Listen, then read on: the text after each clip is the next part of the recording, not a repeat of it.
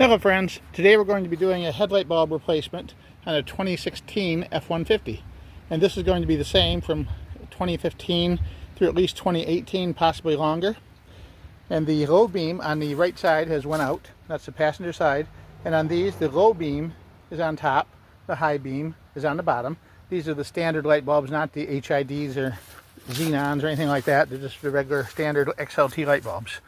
So the first thing we're going to do is turn the front wheel so as far as you can toward the left. That will make it a little bit easier to reach the screws and the push pin that need to come out. There's 4 screws and 1 push pin, and we're not going to actually take the whole fender liner out. We're just getting those 5 retainers out so that we can pull it down far enough to reach up in there. The only tools you're going to need are a replacement bulb for the low beam. It's an H11. Focus there we go. H11 for the low beam. We're going to need a nut driver with an odd size socket. It's a 5.5 millimeter. Now if you own any kind of Ford product, you should really invest in getting a 5.5 millimeter because there's quite a few different small screws, nuts, and trim pieces that you're going to need it for. And there'll be a link to a 5.5 nut driver or socket in the description to the video. There are 4 of these little screws, the 5.5 millimeters that go in. 2 of them are around the wheel well at the 12 and 1 o'clock positions, and 2 of them go straight forward facing the front of the vehicle.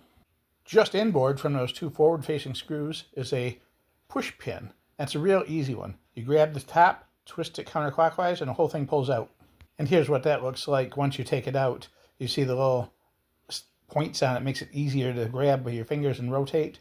Once it's rotated, you pull it back out, then the whole thing will come out in one unit. And then once you get that pulled out, it's going to be a bit of a squeeze. It's hard to get your hand up in there unless you really pull some of the trim back firmly. You're going to reach up to the top, right behind where the burned out bulb is, and you're going to get a hold of this weatherproof cover. You're going to grab it by either the edge, the lip, or on these 2 tabs here and pull it off. Hang on to it and bring it out with you because you'll need to put that back on to keep water and debris and stuff out of the housing behind the light. And now we have our bulb. This is the bulb we removed, H11, and it was pretty easy, except we couldn't, once you pull it, once you get your hand up in there, you're going to reach in, you're going to twist it, and it's going to come out. And then it's going to drop down, but it's not going to come all the way out beyond the fender liner. You're going to have to unhook it with one hand, which is going to involve grabbing it like this with 2 fingers, reaching up onto the plug, depressing the tab while you're pulling back this way. And that will cause this to come out. Of course, putting it in is going to be a lot easier. We just reach up in there, grab it, and snap it into place, and that's easy to do with one hand. If you have a voltmeter, you can test and verify that the old bulb is bad by putting your voltmeter on the ohm setting. And if it's, and then you touch your 2 probes to either side of the terminals in there, and if it's good, it should have full continuity, like all zeros running across. So let's plug that in real quick. We got nothing, no continuity, so there's no connection between the filament of the light bulb. It is burned out. We're going to take our new one, plug it back in place, and see if we can get this back together before it gets dark, but we're losing daylight fast here. We always want to double check and fire the lights up before we put the trim panel back on because, you know, in case you made a mistake and it doesn't work, you can fix it now, and there we go. All right, there are 4 of these 5.5 millimeter screws. One of them is on the inside edge right here, directly above the center of the wheel.